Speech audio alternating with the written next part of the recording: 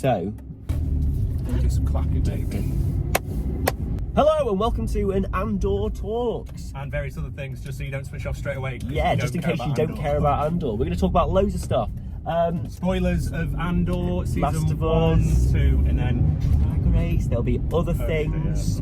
There'll be bear stuff that we're going to spoil, so we're not going to go and attack, set any pigs free or anything like that. Oh, yeah, I forgot about the so hopefully it won't be annoying. we didn't let it free, it just was so excited to see it. Yeah, it destroyed everything. So yeah, hopefully we won't be doing anything like that. But first things first, let's not do Andor first. Let's do The Last of Us first. Okay.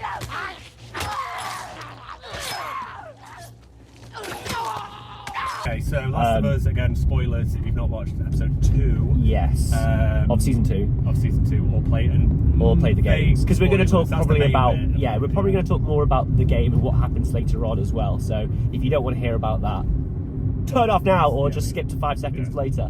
I didn't think they were going to do this in the first in this second episode. So Joel's death. Joel's dead. Joel thing. He's brown bread. He's brown bread. Well, yeah, it was one of those things where I didn't. To be honest, I was more shocked that you knew what Abby's motivation was straight away. Like as soon as the season started, yeah, it was Abby. Her dad's been murdered. Joel's murdered her dad. Whereas in the game, you play as Abby even for a little bit, and she's just like, and then she's there, but you don't really know who you're after. Yeah, she's just running around with her friends, and it's probably, I don't know, at least 6-7 hours into the game where you have a flashback of her as sort of being younger and finding her dad getting killed, and you spend a bit of time with her dad in a park looking after like a zebra. Yeah. So you kind of understand it. Because then at the start it's so shocking because there's this random woman just killing Joel, and you're not really sure why, and obviously then the hate for her is really like intense. Whereas this, it was like, oh, he murdered a dad and 18 other people. The murdering is different. Like he murdered a dad, and then all the soldiers came after him, and then he kind of ruined it. But obviously they're all soldiers. But the big thing with me, I kind of, did you not feel like when she said you killed 18 people and my dad? Do you not feel like it was a bit like maybe they were soldiers? Do you not feel like he was in a room? He could have just sat there and let them do the operation and potentially save the whole human race. Like he didn't need to go and kill them all. But then it kind of felt like, I don't know, like it felt more like in the series that it potentially couldn't have worked. Like, because they were really like, it might not work. They straight away did say like, there's a very, very low chance this will actually do anything. Yeah. And then that's when he kind of did the switch. Oh, the actual thing. But also I think maybe in the series they gave Abby's motivation early. So, because obviously everyone went completely fucking insane when the game happened. Whereas in this, it gives her a little bit of softness where you go, but he did do this. Whereas in the game, you don't really... Yeah. She's just some horrible woman who you're like, well, why has she just murdered our best, like, essentially killed Super Mario in front of your eyes or whatever, your character. But I do think that it's kind of, you do need that kind of like self-discovery. They kind of are laying everything out on the table quite fast. Do you know what I mean? Yeah, but I just think in the second game, it's like Joel's death, reason why Joel got killed, and then it's Ellie knowing about, do you know what I mean, being saved, because obviously you don't know. But does she know about that? Not until a good quarter into the game, because she goes back to the hospital and finds out. I think there's a level where you go through. But that's sort of one of the little things where, and then obviously at the end of the game, there's like a flashback to the start where Joel's like, I know. Does he lay it out? Yeah, and you basically go, well, he goes... Because I have played this, but I've only played it like once ages ago. There's a bit where you're Ellie, you go to the hospital, then Joel turns up because obviously you've disappeared off somewhere, and then she's like, I can't even tell me, blah blah blah, and then they've obviously got a really shaky relationship, and then when he's playing, I think it actually showed a bit of it where he's playing guitar, they have a conversation, and that's why in the second episode she's like, we're fine now, it's fine, we talked about it. Basically like, so they will probably have that moment later on. Yeah, I killed those people, but I didn't save you, and I do it all over again. I don't care. That's just it. But you don't see that till the end of the. That's literally, I think that's the last part, pretty nearly the last part of the game. But I don't see that conversation. My biggest thing is like, I do quite like. I think that they've done the set so well, because as soon as like we were like, nah, they're not going to do it today. It's not going to be today. And then as soon as we saw that like the golf clubs in the background and that big open window, we're like, I was like, oh no, it's going to be now. But and obviously they changed a few things. Tommy wasn't there, which I liked. Dina, it made it mixed up a bit. Yeah, I do think that makes more sense because, correct me if I'm wrong, because like I say, I've played this a long time ago, and I think you've played it twice since. I've played it like 6 or 7 times. Yeah. So so Tommy, because I think this works well in the show, because Tommy not being there for Joel's death makes a bit more sense, because he's a lot more like family man-y than Ellie, because isn't the whole thing that Ellie's a bit annoyed at him for not going after Joel? No, because in the game, Tommy's super intense. So what happens is he sees Joel get killed. They don't kill Tommy. They hurt his legs. They really beat the shit out of him. But then he's intense about finding Joel, and then even when you sort of finding the killer. Sorry, finding the killer. Yeah. And even when you get to the end of pretty much the end of Last of Us, where Abby just gets away, and she's got the baby and she's got the little farmhouse, and Tommy turns up and he's like, I found out Abby walking with someone, they've been spotted, and he's like intense, like, you've got to go get him, we can't just leave. And Ellie's like, no, I'm not doing it. Right, okay, so it's kind of the opposite to what I thought it was. Right, okay. He's like, he's just really intense. The one with the little, but I thought he was kind of a bit more like, no, I'm moving away from this. No, then there's a whole thing where you're putting the sheep away, and then one of the little lambs is like in the barn, and then she has this flashback of Joel's head getting smashed in with the thing. Right. And then she leaves in the night to go and kill Abby. Right. Obviously, she doesn't in the end, she lets her go, but then when she comes back to the barn at the end of the game, back to the farmhouse, everyone's gone, Dean's gone, the baby's gone, because she's basically, the whole thing of revenge just goes forever, there's no point. But Tommy, he's super intense in the game. But then the whole thing when you fight with the sniper thing, remember when you're Abby, you're fighting Tommy's the sniper, and he's killing all of Abby's friends, like Manny's face gets blown off. Yeah. Like when you're talking to him. Okay. But there's obviously those little changes. It's good. I really like the Abby girl, because if you rewatch, because obviously I rewatched some of the game bits where he gets killed. Yeah. And Abby's fucking massive. Yeah. And in the game, she's sort of meant to be on par with Joel, because you play as her for so long, and when she's with Lev, she's sort of Joel again, but a different Joel. But the girl playing Abby is really good, even though she's so little. She's like fucking quite intense. But if you see her stood next to everyone else, she's like 5'2". I think she looks a bit too much like Bella Ramsey. I think that was the whole point in the casting of both of them. Ellie and Abby do look quite similar in the faces. Do you think so? Yeah, I kind of think so. No, I think the Abby girl looks a lot like Ellie. Yeah. But I think she also looks a lot like Bella Ramsey in a bit of a weird way. Yeah. Oh, yeah, she does look. Maybe I'm sort of seeing like Ellie in her because I'm thinking of Bella. You know what I mean? Yeah. Because I know she was originally nearly Ellie, but she was too old, basically. She was cast as that. Yeah. And I like Bella Ramsey. The only thing, because the first season, I wasn't that keen at the start, but then as the season got on, I was like, no, she's really fucking good. Yeah. She's got this down. The only thing that's sort of, obviously I'm only 2 episodes in, she seems still really, really young, like how she's acting. So I know it's supposed to be like 5 years later and she's 19. She just seems super. Because I know obviously Ellie in the game is a bit snarky, but I just found her like in the game, I wouldn't want to ever fight her because she's like a little. Not a little Weasley fasting, she'd just kill you. I don't know, and obviously we'll see how it plays out, but it just felt like she hadn't aged.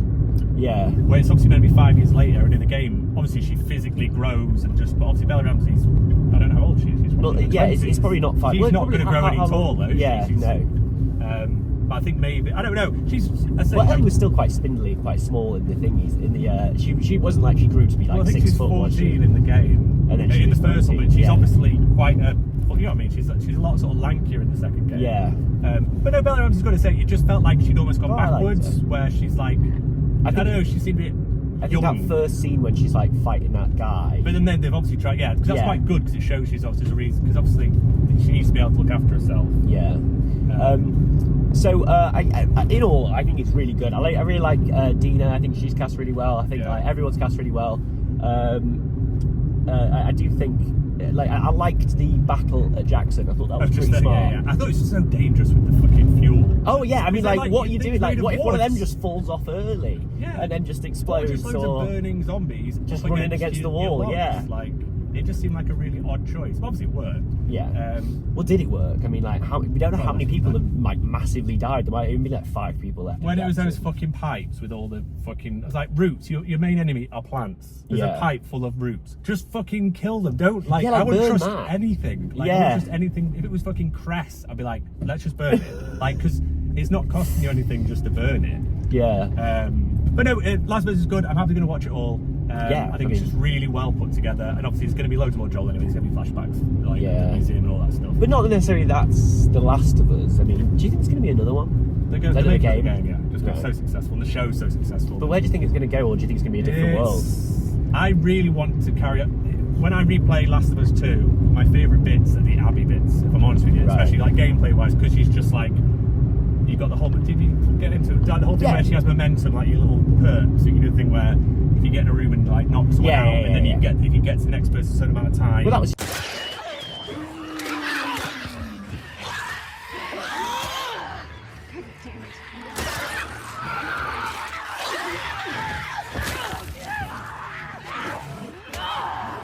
In the game, but I just like physically how she played. Yeah.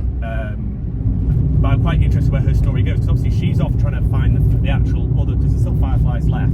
Yeah. But I'm just amazed they're not done something where it's Joel and Tommy, because obviously Tommy used to be a Firefly, which you never see. Yeah. And Joel lived for what, 15 years in the infected world, yeah. like doing business and smuggling and killing people. Oh yeah, so they could do there's a whole like that sort of world. It was a year of Tommy and, because loads of time it's those two just together surviving. But then when you know that you've got like a huge amount of plot armor and you know that they're going to be completely fine, it takes a little bit away out of it, right? So speaking of which, Andor. Yeah, okay. Well, should we go straight into Andor? Okay, I thought we'd end on Andor. He's got very plot armor, because obviously we know exactly, spoilers for Rogue One. Yes, but yeah. He dies, but I'll be honest with you, I was so fucking excited watching it. Like, so Last of Us is great, but because I played the game so much, I know it's not going to shock me, like I know what's coming. Right, yeah, Whereas Andor, I was like, all of yesterday at work, I was like, I just need to get home, like cook tea, and just watch it, and nothing's going to, and I know my grand's 99, she's nearly 100 years old, and she's not well, and she keeps fucking falling over, and because I'm incredibly strong and tall, I have to go pick her up. That's so rubbish. And yes, I was like, if my gran falls over, because what she does is, I'll go and see her, and then I'll go home, and then it'll be like, oh, Gran's fallen over, and she's trapped like between like the bed and an alarm clock or something. Yeah. And I'll have to go pick her up. Like, Gran, what are you doing? She's like, oh, never mind. Anyway, so I was like, if Gran falls over, then it's what. I love it. Right. But she didn't. She didn't fall over, but I was like, it's so intense and exciting to watch. It was brilliant. It was so fucking good. It was amazing. So we're going to probably do this every like week. We're just going to do a little blast through of everything that happened. So yeah, it was unbelievably good. I loved even the first scene was just with the TIE fighter. Yeah, just the woman as well. Intense, like... It was like funny. You could kind of just see everything was going. It is so good. He's amazing, that Tony Gilroy. It was. Well, let's just talk about, because obviously there's sort of all the, because luckily obviously they did them all at the same time, because with the first season came out and I was like, well, I've watched 2 episodes, it doesn't really go anywhere, I've given up or whatever. They did the first 2 at the same time last time. Yeah, but it's 3, isn't it? Like how it's set out is basically like I was half tempted to thought they should have just released this as a movie. Do you know what I mean? Like one thing, just do 4 movies. But anyway, Andor steals a cool fucking thing. I love how he just goes shit.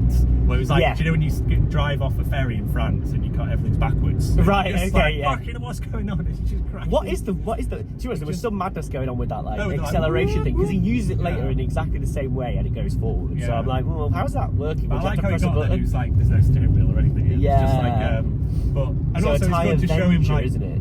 Or something like that. I don't know. Yeah, I've never seen that type of TIE fighter before. It has been used and stuff before, but it was just cool because it was almost like an indestructible. I was like, later on when he gets to the planet, I was like, he could just rule this whole planet, just flying around. What, like, Yavin? Like, not Yavin. The wheat planet. Yeah, the little. What is that place? Yeah, that. I can't remember. Yeah, I can't remember. It's but so hot here. That was really good as well. I really liked that world. But yeah, he steals the thing and then he ends up on Yavin. This was the kind of bit where the only negative was the rebels some very disorganized rebels on Yavin. See, I like that. I love the idea of it. I just thought they were so stupid. They were kind of like, these guys are stupid. I was like, okay, I get this stupid. But then there was just a lot of it where I was just like, I totally get this. Obviously the rebels are disorganized. They're not organised. I think it was just to slow down the story. And it's to keep him somewhere, because obviously he flies back with the thing. But I like the whole idea of like, here's Yavin, it just needs someone to go, hey, collect some water, hey, let's just do this. Stop why are you trying to kill the pilot by that was weird. And then when he's flying off in the only ship, they're going to blow up the ship they need. Also, I only realised in the shower before, right? So remember the end of, I've rewatched the last episodes of Andor, I don't know if you did, because obviously there was no recap, it just started. Well, I've watched a few recaps online. But, So do you know the end of season 1 in the ship is Bix, Brasso, the young lad who makes the bomb, and then there's that black lady who was one of the mothers of Thingy, Ferrix, and she flies the ship. Okay. Right? And I was like, where's that woman? I don't remember that woman. Yeah, so she's one of the friends. She's, do you know when they do the funeral thing? She's not massive in it though, is she? She's in quite a few episodes, okay. yeah. And she flies the ship away at the end because Andor doesn't get on the ship. He goes to see Luthen. Oh, yeah. So he's going, you fly this, blah, blah, blah. And I was like, where's that woman? I'll find you, yeah. So then it took me an awesome bit to clock that the ship on Yavin 4 is that ship. Yeah. That's why his gun was in it. That's what that's so I think she got killed because they killed the pilot. Do you think she was? Oh, because they say the pilot's been killed. So what's who he was waiting called? for? Like Porco or Porco? Yeah, it's Porco. Is that what it was? But I can't remember her name. So maybe it's not her. But I thought, hold on, because that's her ship. That's the ship she flew. Yeah, because they kept saying that's Andor's ship. So I watched the Heavy Spoilers guy break it down, and he kept saying that's Andor's ship because he already knew where the blaster is. But obviously it was back. Yeah, because the blaster was there. Because first I just thought it was a place where you'd keep a blaster. Like there's a little compartment because it's his special gun. It's his thing. But where's that woman? Was she the? Maybe. Because that would make sense, because she piloted that ship But before. I thought they did say he. Well, maybe they didn't. Maybe they just said the pilot's dead. Like it's like everything to Porkins, do you know, from... no, that's what they said. But, Jedi or whatever. Well, no, the first one, isn't it? Is it New Hope? Yeah, Porkins. But yeah, so maybe she's not dead. But I was going, hold on, where's that woman? But she was the only other pilot. So he was supposed to swap it out and take that ship, and then they took that ship. Well, I'm guessing, yeah. But that ship, like, it was kind of crash landed there, unless they sort of... Or tried to nick it and fly away. Yeah, but if they tried to fly it, then... They were all idiots then. They were all idiots, yeah. But that woman should have been a good pilot. Like, could have been a pilot. What was her name? The thing that I quite liked about this group of guys, right, or group of people, is the fact that they all got a speaking role. Many of these, like, shows just don't actually, like, they just chuck all the extras in, and then they, like, have, like, 2 people or 3 people that actually speak, and the rest of them are just quite silent. But every single one of them had, like, a weird there was something about I thought those the kind of coconuts, what the fuck, the melons were going to make that guy go crazy. I thought there were going to be something where... Well, maybe it did. Yeah. But I liked it. It was the whole thing of just like, here's 2 groups. So they're actually on the same side, but they can't agree. One's got the ship, one's got the food. They both need the pilot. But they were just and they're just idiots. Arguing. But what are we even arguing about? It was just pointless. But I think that's the whole thing where it's like the whole Saw Gerrera thing where he's like... Yeah. My pays a neo-Republican. The Gorman Front. They're lost! All of them lost! There's all these separate groups, but they're all fucking lost. So these guys weren't part of Saw Gerrera's group. No, they're called the Maya Gang or something. There's an M. Maya Pen or something, maybe I want to say. But I saw a thing after, Saw Gerrera mentions their group. Yeah. Andor will get some shit together, come back, and go, alright, knobheads, I've got a plan, let's build some shit in that temple. Do you think? Because they just need a leader, that's all. If Andor hadn't turned up in that ship and he was just a normal rebel guy, they would have listened to him, but obviously they were super suspicious. No, because they killed the Porker guy who turned up in a normal ship. But they said he's aggressive. He was aggressive. Yeah, but like, like, you would be, wouldn't you? Like, but I think they're just idiots. Yeah, that's they were. Well, I mean, the fact that they shot that pilot was just so dumb. Like, what was the point in that? She just said, "Oh, you were hiding in a bunker." And he was like, I wasn't hiding in a bunker. I was quite shocked that Andor just killed that guy who was in the TIE Interceptor. When he about to get in the ship, straight in the heart. It's like, fuck you. But then he just like killing people. Catch our breath. Split up the winnings. I love how he's like completely just in it now. Like from the first second of it, he's like, fuck everything else. He's a bit like Luthen, where I have to get this thing done. And it doesn't matter anything else that's happening. So we'll jump off Andor for a minute, but let's go on to Bix and then Thingy, and then we'll do Luther. Yeah, so Bix and Brasso and Bomb Guy. Bomb Boy, little lover boy. Yeah. So they're in. I liked the other guy as well, who the guy who works there and who was clearly looking after them all. But then traitor guy. But he wasn't a traitor really. Well, as soon as he got pressure on him, he gave them all up. No, he didn't. That was the point. No, that was the thing. Brasso saved his life.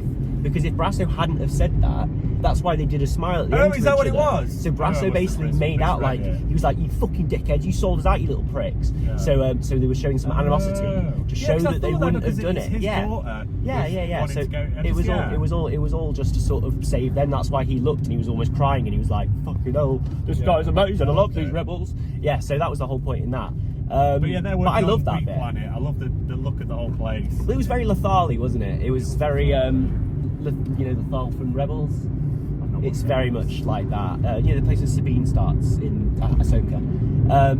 It's very much like that. It's like just one of those places. But I liked I thought it was weird that stormtroopers came in a little bit later on. You know, I quite liked it when they turned up and the auditors sort of were going around in those, like the outfits that you they were knobheads, they were complete and utter shit, but that guy was such a good character, even a horrible nasty man, but he was really, you could really see the kind of person he was straight away. Just when he's in the back of like his car like that, like proper, I'm going on a date. The last Andor was super, obviously all the Star Wars is super, these are the Nazis, but this was very much, these are Nazis, they're doing fucking Inglourious Bastard raids where it's like, have you got a visa, or we're gonna fucking kill you.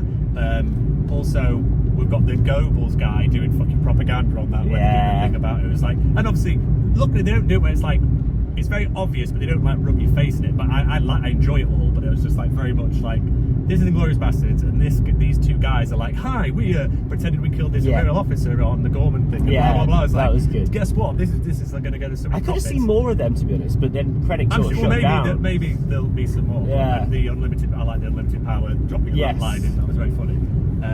I liked Krennic. Let's just go on to Krennic while we're in that room. I also really like that little sort of video on like the thingy, the guys like it's Austria or something. Yeah, it was like really like Austrian. Little spiders that make this sunken web underground and blah blah blah. It's just really good, isn't it? Like it's just world building. Yeah. Everything works. It's the same in the first season. There's nothing said or shown that doesn't have a reason for it. See, I think everything is part of the story. I think these first 3 episodes were better than the first 3 episodes of last season. Yes. Well, because the thing is, if you think of the first season, it was like Andor goes to the hooker place and kills the guys. Yeah. Runs home, and then you've got the ISB or whatever, sort of doing a bit of investigating, and then you've got what the fuck's it called, Cyril. Yeah. Turns up back up at Andor's place. It all goes a bit shit. Andor and Luthen run off, but it's still quite small. It's 3 whole episodes. And it's all mostly based in Ferrix. Whereas this was like, here's the thing, here's another thing. Like there's a lot going on. So quickly, let's go on to Deirdre and Ferric and what's his face. My favourite people in this whole. They are so funny. I just fucking love their awkward relationship. They'd get together. Yeah. I was like, I wasn't expecting them to already. Well, they did a little kissy. No, they never kissed. Oh, did they not? No, have a they little kind of moment when he saved them. It's like very awkward. Okay. Well, they're so awkward with their faces. I can imagine they've never even touched each other. Just like both just like pulling weird faces at each other. I love the mum thing. With the drippy fondue shit. It was so clever. Here's a plan. Oh wait, I'm sorry. The plan gives the idea. Yeah, there's actually some sort of choice. Yeah, that was so good. So good. I love those guys. I think they're really good. Luthen. Okay, so Luthen and Mon Mothma. She's so good, but she's always got tears in her eyes. She's always having such a shit time, but looks incredible in like this amazing, beautiful. The costumes were very good. Every single character, all the extras, everyone is just like immaculate. There's no just like random bloke like they're thrown in. Like everything's really careful. But I loved all that. The whole thing. Yeah. With a friend. I couldn't quite understand what he was so annoyed about until quite a bit later on, because I couldn't really work out what his position was. So in the first season, she has to basically move some money around. Did she get him to do it? Yeah, because she's been funneling money to the rebels, but now the Emperor or whatever is starting to actually look into her dealings, because she's so rich, but she can't just go, oh, I've bought this, whatever. So he makes a foundation to sort of funnel money, and then she calls it like her husband's gambling debts or something that helps, like that. Yeah. But also the rebels themselves doing various rebellious things have fucked up some of his investments. So he's helped her, but it's actually fucked him over. And then it was a whole sort of thing where Luthen's like, what's the number? And I'm assuming that's what do we need to give him to shut him up. But then the number changes to something else. Then it was just like, actually, the number is 0. Yeah, when he goes. Oh, it was so when after good. basically get rid of him, she goes, I don't understand. He's like, how wonderful for you, whatever it was. Yeah, he's so good. This is a sort of, he really reminds me of Pete Winkle, to be honest. When he was walking around in the first bit, he was like, hi, and he does. Do you know when he's Luthen instead of the like when he's the art Axis, dealer instead of Axis. When he goes to the young lad, he's like, oh, and what are you doing? It's like, oh, I'm in the military. It's like, oh, where you're moving to? Yeah. Oh, we've all been shipped out actually. Oh, where to? Yeah, that's he was so interesting. He's so good. Every single person is fantastic. Yeah. Every single bit. I say the only bit where I was just a bit like, I could do with less of these rebels, just because I totally get the vibe, but I just need much more of it. But I get it, because I was just like, Andor, you're going to turn up in that fucking magical indestructible spaceship and just murder everybody. Yeah. So do you think he's going to have that for the rest of the thing, or do you think he's going to just give it away somewhere? So where's that going to go now? I'm guessing so it's something to do with the power, because it's obviously powered by something. Doesn't even know what makes it go. Right. Obviously, the sexual assault stuff. Oh yeah, okay. Really intense, like really well done and horrible. Like I was like, I don't really just. It was odd seeing it in Star Wars. I said this to Becky. I said straight away while we were watching it. I was like, no, they don't do this in Star Wars. But I'm glad they did. I saw those shows like because with Andor, it's like people swear, people have sex, people piss, like all these things. Like just Andor crashing the ship and going shit. Like I think people said that normally, don't they? Normally says like nerve it or whatever. Yeah. And obviously people have sex and people. It's just a different. I don't know, it's like the first season where it could just all be based in World War fucking 2. Yeah. The space stuff doesn't really apply. There's nothing about the Force, or it could all be, you could have stolen a fucking Messerschmitt or whatever. Yeah. Like, it doesn't really matter. But the sexual assault stuff was horrible, but it was so obviously very cathartic where she fucking twats him with that hammer and he's kind of like trying to stand up and like gather his things. There was a bit where he's trying to like reached out for a pistol. There wasn't there. Oh, wasn't it there? Yeah, I think he either dropped it or something because he kind of goes to the holster. Okay. See, I thought it was there, and he went, "No, I'm going to use my hands instead." And then he was like, "Oh shit, no, she's got a big hammer." Such a dickhead. And I just couldn't wait for him to get his. But it's obviously because I saw some shit where it was like, I don't know, Darth Vader and the Emperor wouldn't ever, what's it called, like allow this, like sexual assault. What? Yeah, no, exactly. That was some of the people saying. Who the fuck do you think? It's like. They kill kids. They bought whole planets. Like literally. What do you think they care? Alderaan. As long as they're people that they're intending also, control. Imagine what the Emperor's into. I bet he's into some fucking weird shit. Also, they murder alien children and record their dying sounds to then to mess with people's heads. The same fucking girl. But no, it was really good. And like it was just done very. I wouldn't say tastefully because that sounds terrible, but it was just done. It was serious. It wasn't a joke. It wasn't always being a bit flirty. It was horrible. He was fucking literally behind her. Well, straight away you knew that like straight away as soon as you turned up, you were like, oh, this guy. And like, right, okay. But no, it was really well done. Fucking Brasso. I was really sad. I like Brasso so much. Yeah. Little B. He needed to die. I his fucking name. B2-3mo. Also. Yeah. I want to say Emo. I love when he's playing with the kids and going, help, you'll never, whatever. Yes, like, you'll never catch me. Yeah. I hope, I don't know what's going to happen with it, because obviously he was left on the planet, so I don't know if Andor will pick him up or I don't know what. Well, everyone's saying that like maybe he might be K2SO's in the brain or whatever, but I don't think he necessarily needed it. I think it'd be more sad if he died, or just stayed there and then just kept being a little happy little robot. That was sad though when they had to leave him. I don't really know why they had to leave him. Well, no, because it was through his charging thing or something. Because he's really old school. He has to have like that little thing he sits in, and I don't know if something was up with it. Oh yeah. I'm trying to think what else fucking happened. There's so much stuff out. It was for 3 episodes of something. It was like it was like a whole movie. The whole dancing thing was fucking amazing. I loved Niamos. Like a dance remix thing. Yeah, well they've done. Yeah, it was good that. I liked I liked all the stuff with the Chandrillan wedding, even though it was a really it was a bit odd, but it was nice to kind of see all the little. I just like the dynamic and just Mon Mothma just. I don't know. It's because a lot of Star Wars people don't feel like real people, and like they feel like movie people. Whereas in all of Andor, like people, I say, being awful or swearing or pissing or getting pissed. Like when she's just doing loads of shots and dancing, it was like, oh, she's a human. Whereas obviously in all the other Star Wars things, it's like people aren't quite. You know what I mean? They don't react like humans. Whereas in this, I totally got her and. Whole fucking she's obviously because she's in an arranged marriage and it's not great, and then her best friend. Is she in an arranged marriage? Yeah, she's the same thing as arranged marriage. Yeah. Right, okay. But it was the fact that her best friend, her oldest friend, that guy, is going to get murdered. Love or whatever. Yeah, and she knows it. Yeah. But she can't do anything about it because obviously it solves her problem. If he gets killed, then it's one less thread leading back to her. Was that her first sort of plunge into like letting something bad happen to someone that you at least know? Well, it's like the whole thing in the first season with Krieger, where it's like. Which was Krieger? So it was when it was the guy that Luthen met. Well, it's where Luthen's got an inside in the ISB. That guy who had like a little moustache, and he's like. Blah blah blah. Krieger, we know Krieger's going to attack this place, and it's an ambush. Oh yeah, but if he tells Krieger about it, then the ISB will know they've got a mole. So he tells Saw Gerrera, look, we can try and save him, but then we lose that person. Yeah. And Saw's like, what happens if it was me? And they go, well, exactly, that's just what you have to do. Yeah. But he says, it's up to you. We can save Krieger, or he's going to die, but it'll be for the rebellion, like, because he's had that guy in ISB for years, and he'll lose that connection. And Saw's like, okay, we'll call it war, like. For the greater good. Call it what you will. Let's call it war.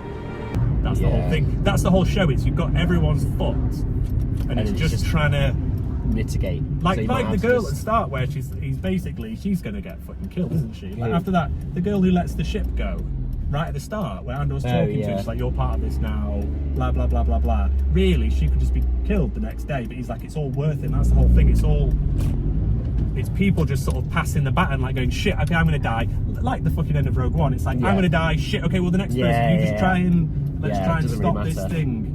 We're all going to die, but it's better to die than have that fucking swatty Emperor. Nazi guy and the Emperor just being in charge. Like, it's worth it for the thing. It was so good, and I was half of me was like, I hope this isn't shit. Because I know it was meant to come out in August last year. Like, I can't wait for next week. I'm so I said about 100 times whilst watching it. I was like, this is fucking amazing. It's so good. There's just no bullshit. There's no forced humour. Everything's just. Yeah, well, it's really just, well put it's just together. so real, like you kind of. So as soon as she said like, "Oh, I'm gonna," like, so as soon as she said like, "Oh, I'm gonna pretend like we're flirting or something," to Andor, and then when the person came over and then was like, and then we kind of like they had a little whisper, you just knew exactly what was going on. And as soon as he said, and then as soon as the guy was like, "Oh, we can put it off and pretend you've not got back yet," you knew it was the mum. It was just so smart. I do love it to bits. It's brilliant. So yeah, stay tuned for more next week. We'll talk more about Andor. Also, I did White Lotus season 1. Very, very good. Not watching any other seasons. I really enjoyed it. Yes. Well, I think you're going to be pleasantly surprised because I think that's the worst of the seasons. I think. Really? They say that. They say so. Yeah, I've not seen the other two, but they say that the second one's the best. Or the second, the best. The whole time, one. I thought that the Pete guy from The Office. So the couple, the young couple, and then you've got Alexandra Thingy. So the spoilt kid. With his mum who turns up. He just seemed like he was playing a young Andy Bernard. Went to Cornell, has a Cornell hat. The whole time he's just like this posh boy. I think it was a long time ago I watched it. But it's really weird. I was like, is he? Because obviously they're both from The Office, and Pete is he steals. Pete, which one's Pete? So he ends up with Erin at the end. Because obviously Annie's going out with Erin and then she leaves him for Pete. He's like the younger guy, and there's the guy with glasses from, I want to say he was in he's kind of got longer hair and thingy. Yeah. But it was just odd that in the White Lotus it was like he was playing another Office character. And you can say he even had a Cornell hat on. Just very similar vibes, you know what I mean? Spoiled kid. Like, who gets everything paid for him. Like, it was just a very similar vibes. Have you watched Laugh Out Loud, Last One Laughing? No, I've seen quite a few clips. It does look very funny. I've seen some of It's Kind of Magic or whatever it was. Yeah. Very, very, very good. I watched like the first 4 episodes of it, and then I was like, right, I love this. It's a really, really good program. And I found out there's loads of other countries that do it. So Ireland do it, and Australia do it, and their ones are absolutely shit. By like episode 3, it all descends into just like stupid jokes and I love Bob Mortimer. ridiculous stuff. But the English one, the British one, I've never been more proud to be British while I was watching this one, because it's the only one that doesn't descend into absolute shit and doesn't just become like two men just screaming at each other and like them really having to go, oh, there was a little bit of a laugh there. So it's basically trying to make. I've seen sort of. Yes, you just try and make each other laugh. But you make a load of people laugh. Like there's like 8 of them at the start. It is really good. It's lightning in the bottle. It's probably the best TV that, like, you know, like boring TV that isn't like a good show that Disney has put out or Netflix put out or anything. It's probably the best thing that like TV has done for a long time. It's lightning in a bottle. It's fucking amazing. I really would suggest watching it. 28 years later, you must have seen those trailers. I have seen those trailers. Yeah, I'm quite looking forward to that. I'm going to watch the first 2 sometime again. Is the second? Is it really that bad? The first watch literally. The first one's good. Yeah. Give me the first like 5 minutes of the second one. What, where he leaves his wife and kids? Yes, that's it. The rest is a lot of. Who's the guy? Who's Hawkeye? Jeremy Renner. Jeremy Renner, Idris Elba, I think, is in it. But a lot of it's just them in. Is it not Robert Carlyle? Yeah, he's in it, and it's day for night. Is he the bad guy? Not really. He's not bad. He's just a bit of a coward. But Night for day. where they film it in the night. Right, yeah, Sorry, they film it in the day. Yeah, and and make it pretend like it night, and it just looks like shit. It's just not very interesting. But that first bit's, I think maybe even Danny Boyle directed just that first bit. Oh, really? It's super intense. The rest of the film is nothing like that. So I just wouldn't even waste time. The first film's good. I like the first film is good. Well, the first film you kind of need to get. Is it Cillian Murphy? Yes. Right. And he's in the newer one. But I think they're he? making two new movies. I think it's 28 years later, and then it's like 28 years later, The Bone Temple or whatever. So they're filming them back to back. But he's definitely in at least one of them, they've said. Okay. No, I'm quite excited. Like, just because it's intense, like gritty, like crazy zombies. The windows won't no, that one's to go down. What? Oh no, look, you have to like. There you go. You can leave it down if you want. It will go back up. I'm going to try and fix this now. Just don't break one. You've got to keep pushing it. Oh, and then up from here. There you go. There we go. Yeah. I knew it. I've dealt with lots of bad windows myself. Also, I'll just fly through some video games. So I completed Dredge, which is like a fishing / Lovecraft game. It's free. It's very good. Ooh. You have a little boat. You go, and I also went through bizarrely Doom 2016. Yeah, you've been saying you've been playing. And then Doom Eternal, both free, really good. It's on PlayStation Plus. Yeah, so not because Doom Dark Ages is coming out in like a month, which like got dragons and knights and shit. I never really thought you liked. Oh, wait, so it's Doom from the past. Yeah, it goes in the past. But what, has is like it a shield just a melee?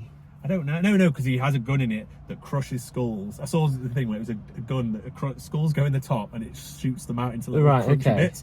And I went and got my Doom file and I'd played like 14 hours during COVID, but had zero memory. So I started playing the game and it was like, oh, this is the last level. What? How did I get it? Then I completed it and then I was just like, oh, I'll just do Doom Eternal. But they're both like incredibly satisfying shooting games. I'm not really a first-person shooter guy, but they're just like kill this guy, rip this guy's head off, get this gun, chainsaw this person in half. Like it's very like almost like more like a rhythm game.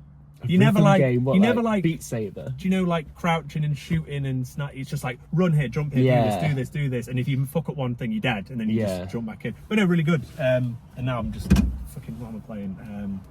Have you finished? Oh shit! Do you know what I've not spoken about at all? What? Fucking Switch 2 as well. Oh yeah. Okay. Well, let's talk about that then. I'm not bothered.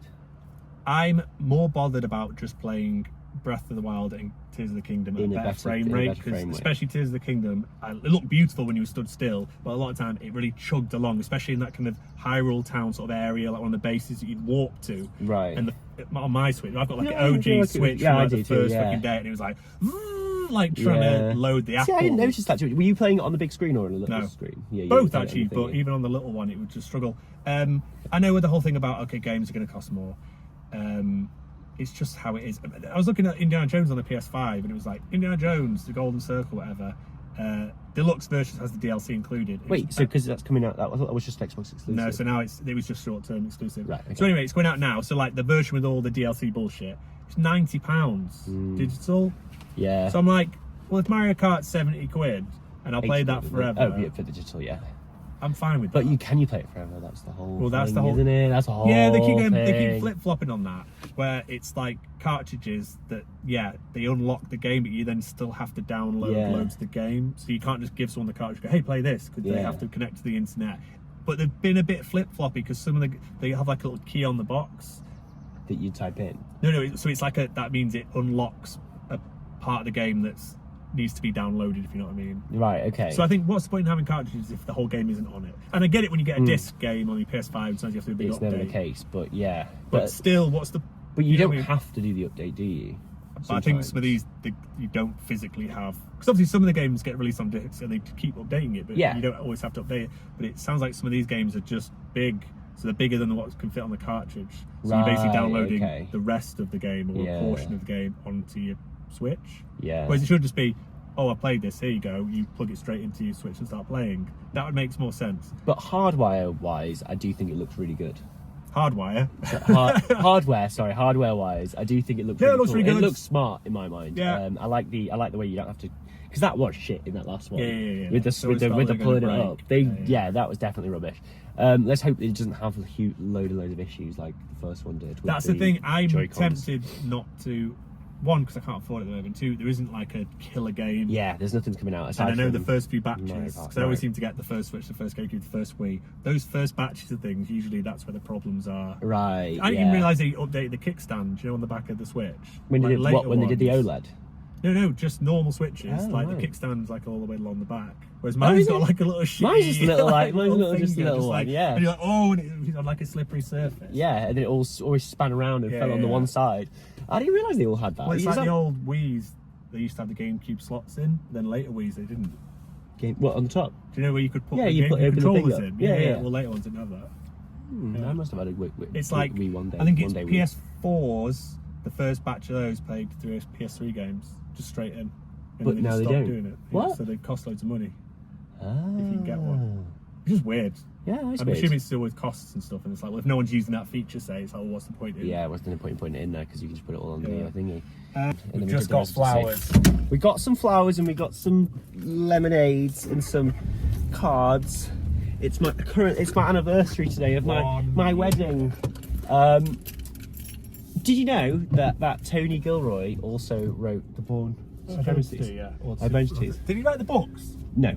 Anyway, that was the Door Talks. He's doing something. He's doing something. Drive up there, Joe. Drive there. Mark's making panic. We're panicking. Get out of the way. Get out of the way. We're driving. Get in the way. Anyway, this was the Door Talks. This was the Door Talks. For watching. It was probably very bizarre. It was probably a lot of stops. Yeah, a lot of stops. Where the thing just stopped cutting to go into Siri. Siri mode. What's the guy doing? He's gone crazy. He's just going back and forth. He's going back and forth. He's going mental. He's in his Cupra.